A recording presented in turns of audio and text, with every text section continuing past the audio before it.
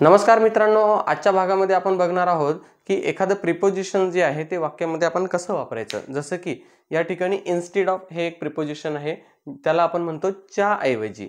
जेव्हा मराठीमध्ये त्याचा आपण वापर करतो कोणत्या शब्दाचा, च्या ऐवजी या शब्दाचा, तर त्या ठिकाणी आपण इंग्लिशमध्ये कोणतं प्रिपोजिशन वापरायला पाहिजे ते आपण बघूया। तर चला समजून घेऊया। एक वाक्य आहे, मी संध्याकाळी चहा ऐवजी कॉफी घेतो। पहिले या वाक्याचा काळ ओळखायचा आहे। हे वाक्य आहे सिंपल प्रेझेंट टेन्स, तर सब्जेक्ट प्लस V1 येणार आहे। तर सब्जेक्ट आय आहे, या ठिकाणी मीचा अर्थ आय होतो। तर घेतो यासाठी आपल्याला घ्यायचंय टेक, सो आय टेक। तर चहा ऐवजी काय घेतो ते घ्यायचंय, कशाच्या ऐवजी घेतो तर काय घेतो ते आधी घ्यायचंय। I take coffee.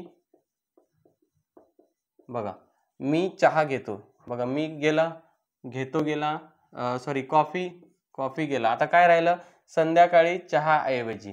आता च्या ऐवजी एखाद्या वस्तूच्या ऐवजी असेल तर आपण काय वापरणार आहे, instead of. So I take coffee instead of, I take coffee. बघा इन्स्टेड ऑफ टी, चहाच्या ऐवजी घेतो म्हणून इन्स्टेड ऑफच्या नंतर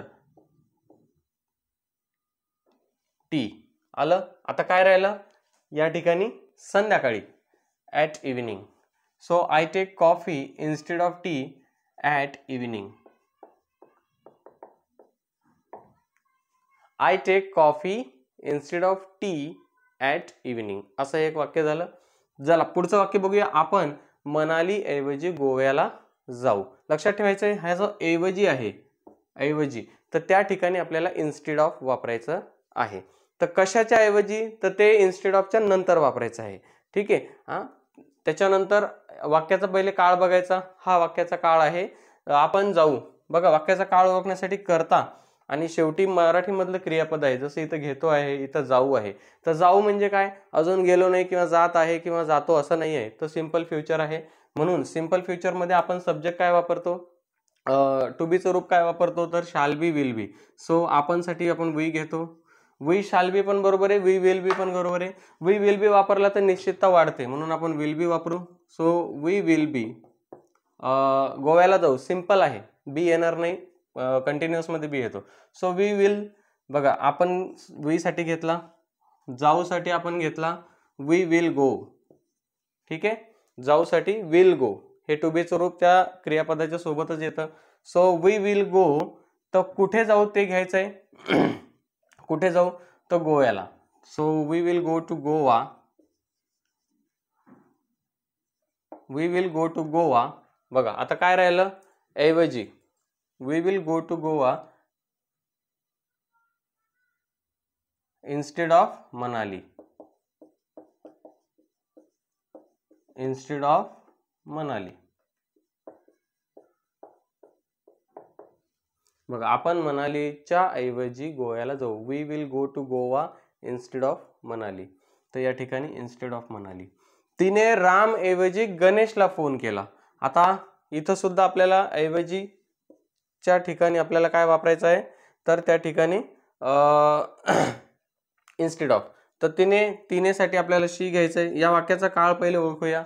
फोन केला सिंपल पास्ट आहे म्हणजे सब्जेक्ट प्लस V2, तर सब्जेक्ट या ठिकाणी शी येणार आहे। सो शी कॉल्ड, कोणाला कॉल केला, तर गणेशला कॉल केला। सो बघा तिने साठी आपण घेतलं शी, फोन केला। बघा या ठिकाणी फोन करण्यासाठी कॉल्ड एकच वर्ड आहे, मराठीमध्ये ते दोन आहेत, फोन केला, इकडे कॉल्ड आहे। ठीक आहे, तर कॉल्डचा अर्थ हाक मारणे पण होतो, तिने गणेशला हाक मारली असं पण होईल, तर तरी पण सुद्धा शी कॉल्ड गणेश असं होईल। तर ठीक आहे, सो शी कॉल्ड, कोणाला केला तर गणेशला। So she called Ganesh. या ठिकाणी टू पण वापरू शकतो आपण, नाही वापरलं तरी काही नाही, आपण ग्रामरच्या भानगडीत जास्त नाही पडणार, आपल्याला बोलण्याचा सराव करायचा आहे। So she called Ganesh instead of Ram, ऐवजी इकडे घ्यायचंय राम नंतर घ्यायचंय। So instead of Ram. बघा she called Ganesh instead of Ram. आता पुढचं वाक्य कसं आहे बघूया। आपण लिहिण्यापेक्षा बोलण्याचा जास्त सराव केला पाहिजे, खास करून स्पोकन इंग्लिश साठी सांगतोय। सो त्या अर्थाचं हे वाक्य आहे, आपण लिहिण्यापेक्षा बोलण्याचा जास्त सराव केला पाहिजे. तर आता हे वाक्य कसं आहे, इथं पाहिजे आहे, पाहिजे. जर शेवटी किंवा वाक्यामध्ये आपण पाहिजे वापरतो तर या ठिकाणी सब्जेक्ट नंतर शुड वापरायचा असतो. तर या ठिकाणी वी शुड आपण घेऊया. आपणचा अर्थ वी होतो, पाहिजे म्हणून शुड. या ठिकाणी बघा आपण आणि पाहिजे. सो बघा आपण लिहिण्यापेक्षा बोलण्याचा जास्त सराव केला पाहिजे. So we should practice. बघा वी शुड प्रॅक्टिस. बघा सरावसाठी आपण घेतोय, सराव करण्यासाठी practice. So we should practice जास्त. तर या ठिकाणी जास्तसाठी आपण मोर घेऊया. We should practice more. Okay, we should practice more.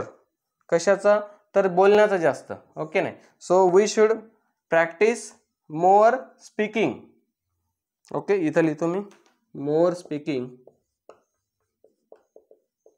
instead of writing. Instead of writing. We should practice more speaking instead of writing. तर मित्रांनो ह्या पद्धतीने आपण आजच्या भागामध्ये पाहिलं की इन्स्टेड ऑफ ह्या प्रिपोजिशनचा आपल्याला वापर कुठे कुठे करता येईल.